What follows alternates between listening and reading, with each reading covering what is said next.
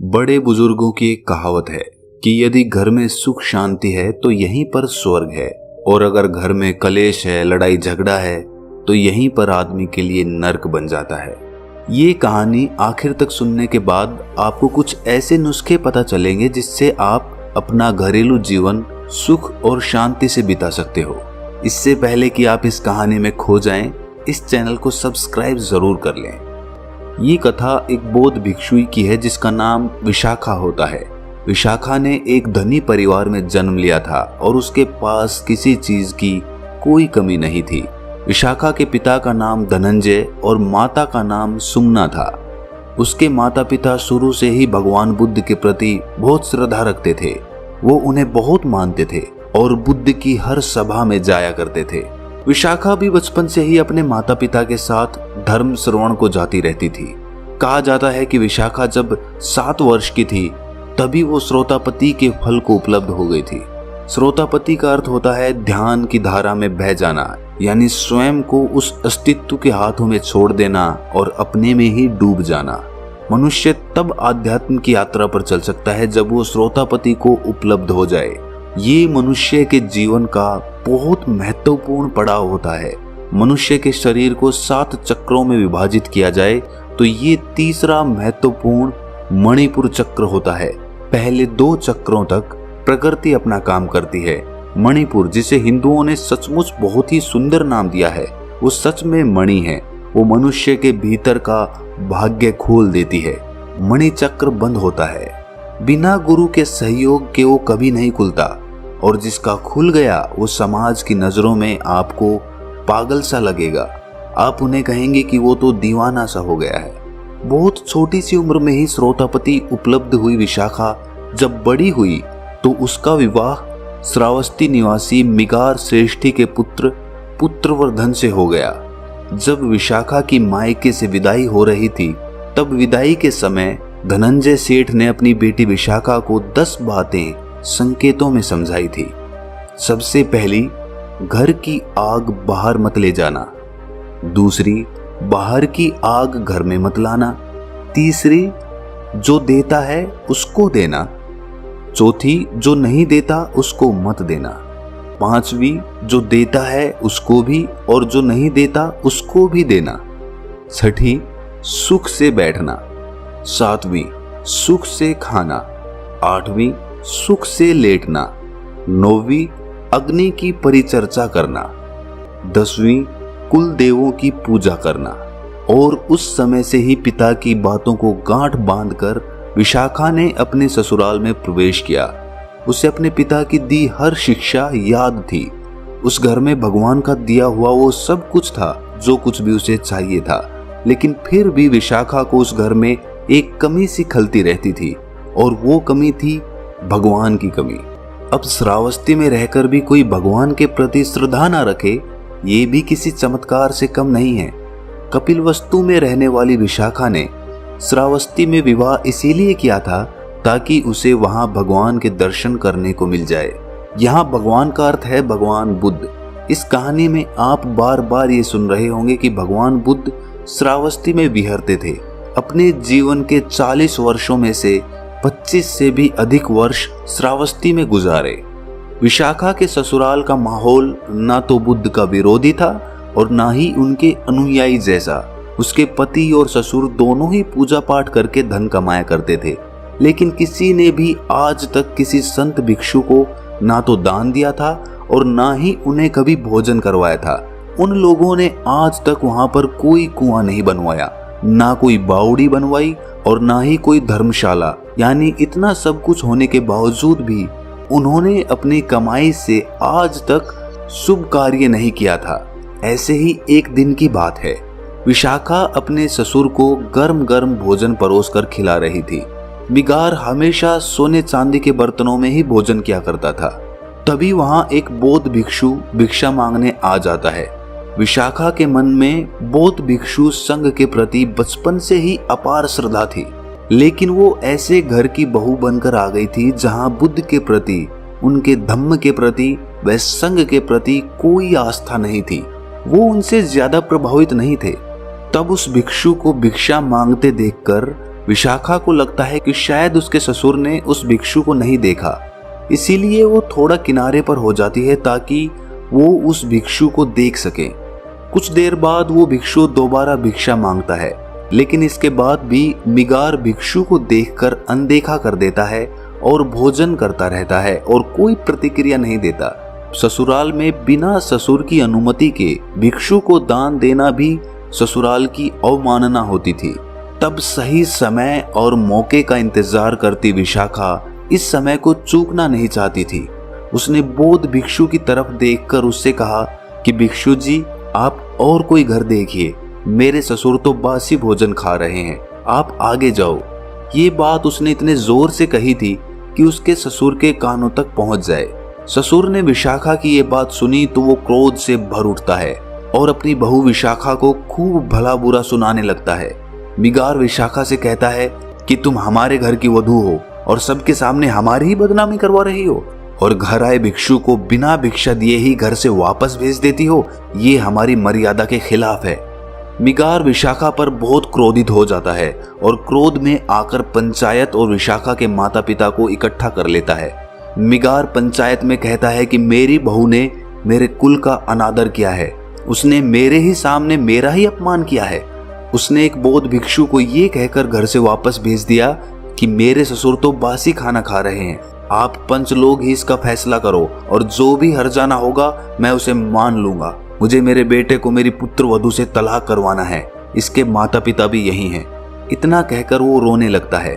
मिगार को रोता देख पंचायत ने विशाखा से पूछा कि बेटा, तुम सुशील हो, संस्कारी हो, उच्च कुल की हो, पढ़ी लिखी हो, क्या इसी मर्यादा से ये समाज चल सकता है जहां बहू अपने ससुर की सेवा करना तो दूर की बात, उनका मान सम्मान तक नहीं कर सकती। जब आप जैसी पढ़ी लिखी लड़की इस प्रकार का आचरण अपनाएगी तो हम बाकी सब से क्या उम्मीद करेंगे? तुम बताओ, क्या तुमने सच में ऐसा कहा था कि मेरे ससुर तो बासी भोजन कर रहे हैं? तब जवाब देते हुए विशाखा ने दोनों हाथों को जोड़कर कहा कि पंच तो भगवान के तुल्य होते हैं, मैं आपसे कुछ भी झूठ नहीं बोलूंगी। ये सत्य है कि मैंने ये कहा था, लेकिन क्यों कहा था वो भी आप जान लीजिए। हमारे घर में वो सब कुछ है जो किसी आदमी को चाहिए, धन दौलत, जेवर, घर, सुख सुविधा का हर सामान जो सबको चाहिए होता है। किसी चीज की कोई कमी नहीं है, सब धन धान्य से भरा हुआ है। भगवान ने सब कुछ दिया है, लेकिन इसके बदले हमारे ससुर जी ने कभी कोई दान, दक्षिणा, कोई मंदिर, कुआं या बावड़ी, कभी भोज आदि कुछ नहीं करते। कभी कभी तो मुझे ऐसा लगता है कि ये किसी और जन्म की कमाई होगी जिसे इस जन्म में ये उपयोग कर रहे हैं। कुछ बोया होगा पिछले किसी जन्म में जिसे इस जन्म में काट रहे होंगे, वरना तो इन्होंने इस जन्म में तो कुछ ऐसा किया ही नहीं जिसके बदले ये सुख वैभव भोग रहे हैं। तो आप ही कहें कि मैंने क्या गलत कहा? मैंने तो उस बौद्ध भिक्षु से केवल इतना ही कहा था कि मेरे ससुर बासी खाना खा रहे हैं। तब आप लोग ही बताएं कि मैं कहां पर गलत हूं, मैंने क्या गलत बोला? विशाखा की ये बात सुन पंचायत उसकी प्रशंसा करने लगती है और मिगार से कहती है कि तुम्हारी संपत्ति पर तुम्हारी बहू का कोई अधिकार है या नहीं? यदि है तो उसे उसमें से कुछ अपने धर्म के हिसाब से खर्च करने की आज्ञा आपको देनी चाहिए, क्योंकि आपकी बहू आपका अपमान नहीं कर रही थी बल्कि आपको चेता रही थी। तब पंच की बात सुन मिगार उनसे कहता है कि केवल यही एक बात नहीं है, और भी बातें हैं जिससे ये ज्ञात होता है कि ये हमारे घर की बहू बनने के काबिल नहीं है। पंचायत ने पूछा, जैसे कि जरा बताइए। तब मिगार कहता है कि मायके से विदाई के समय भी इसके पिता धनंजय सेठ ने इसे हमारे खिलाफ भड़काया था। इसके कानों में कुछ बातें कही थी जो मैंने सुन ली थी। मैं वहीं पर खड़ा था पर्दे के पीछे जब इसके पिता इसके कान भर रहे थे। तब पंचायत ने पूछा कि ऐसा क्या कहा था, बताओ। मिगार सेठ कहता है कि इसके पिता ने कहा था कि घर की आग बाहर मत ले जाना। अब आप लोग ही बताइए कि हम घर गृहस्थी के लोगों के लिए ये संभव है कि अपना चूल्हा जलाने के लिए किसी ने आग मांग ली तो क्या हम उसे आग नहीं देंगे? ये तो आसपास पड़ोस में बैर पालने वाली शिक्षा है ना। तब पंचायत विशाखा से पूछती है, क्या ये सत्य है? क्या उन्होंने ऐसा कहा था? तब विशाखा उनसे कहती है कि ये सत्य है, लेकिन ससुर जी ने उनके अर्थ को गलत समझ लिया है। मेरे पिताजी मुझसे बस ये कह रहे थे कि अगर अपने ससुराल में अपने सास ससुर, देवर, पति इत्यादि किसी की भी कोई कमी दिख जाए तो उसे कभी घर के बाहर मत कहना। यदि घर में कभी लड़ाई झगड़ा हो जाए तो वो बात भी कभी घर के बाहर मत कहना। उनका ये अर्थ था इस बात से। अपनी बहू की बात सुन मिगार सेठ हैरान हो जाता है। तब वो कहता है कि बाकी शब्दों के क्या मतलब थे, उनके द्वारा कहे हर शब्द से घर में बैर ही होगी। तब विशाखा पंचायत में कहती है कि मेरे पिता के कहे हर शब्द का अर्थ ससुर जी ने गलत निकाला है। अब जब बात उन्होंने रखी है तो मैं बाकी सब का भी अर्थ बता देती हूँ। मेरे पिताजी ने बाकी संदेश में ये कहा था कि बाहर की आग कभी घर में मत लाना, अर्थात कि यदि मेरे ससुराल के किसी परिजन की कहीं कोई बुराई कर रहा हो और यदि तुम उसे सुन लो तो इस बात को भी घर में मत कहना। ये एक बड़ी आग होती है जिससे घर में समस्या पैदा होती है। उनके तीसरे और चौथे शब्द का अर्थ जो देता है उसको देना और चौथा जो नहीं दे उसे मत देना। इसका यही मतलब था कि यदि किसी पड़ोसी या रिश्तेदार को कोई वस्तु या धन उधार देना पड़ जाए तो उसे ही देना जो वापस कर दे, ना कि उसको जो वापस ही ना करे। उनके पांचवें शब्द यानी जो देता है उसको भी और जो नहीं देता है उसको भी देना। इसका मतलब ये था कि हमारे जीवन में कुछ रिश्ते ऐसे होते हैं जैसे बेटी दामाद, भांजा भांजी, भिक्षु साधु, इन्हें कभी कोई भी चीज वापस लेने के मन से नहीं देना, बल्कि ये सोचकर देना कि तुम्हें यहाँ बस देना है। छठे शब्द सुख से बैठना का मतलब ये था कि घर में ऐसी जगह अदब से बैठना कि यदि कोई बड़ा आ जाए तो हड़बड़ा के उठना ना पड़े। सातवें शब्द सुख से खाना का मतलब है कि भोजन करने तभी बैठना जब सभी घर के बड़े जानवर सब कर लें, वही सुख का भोजन होगा। आठवां शब्द सुख से लेटना, अर्थात लेटने से पहले देख लो कि सास ससुर बड़े बुजुर्ग खाना खा चुके हैं, कोई दवा खानी है तो वो खा चुके हैं, बच्चे सो चुके हैं, घर के दरवाजे बंद हैं, तिजोरी बंद है, कोई किवाड़ खिड़की खुली तो नहीं है। ये सब जांच परख करके लेटना सुख से लेटना है। नौवां शब्द अग्नि की परिचर्चा करना, अर्थात घर में सब स्वयं प्रेम से रहना, किसी के साथ कोई ऐसी बात या बर्ताव मत करना जिससे वो बुरा मान जाए, सबके साथ अदब से रहना। और आखिर में उन्होंने यही कहा था कि कुल देवों की पूजा करना, अर्थात सभी बड़े बुजुर्ग परिवार के सदस्य हो या बाहर के कोई भिक्षु, सबको पूजनीय समझना, उनकी जरूरतों का ध्यान रखना, भूल कर भी उनका अपमान मत करना। यही शिक्षा देकर मेरे पिताजी ने मुझे विदाई दी थी। मैंने आज भी ससुर जी का कोई अपमान नहीं किया, बल्कि बस यही कहा कि ये हर तरह से सुखी हैं, ये जरूर किसी जन्म के पुण्य हैं। ये सब सुनकर विशाखा के माता पिता उसकी सूझबूझ और समझदारी से प्रसन्न हो जाते हैं कि उनकी बेटी ने उनकी बताई हर शिक्षा का न केवल मान रखा बल्कि उसे याद भी रखा। यहाँ मिगार और सभी लोग ये सुनकर हैरान थे। पूरी पंचायत विशाखा की प्रशंसा करते रुक नहीं रही थी। वहीं दूसरी तरफ इतना सुनकर मिगार की आंखों में पानी आ गया। उसने खड़े होकर कहा कि आज से विशाखा मेरी बहू बाद में और गुरु पहले है, और इसे पूरा अधिकार है कि वो अपने हिसाब से जो धन चाहे उसे खर्च करे।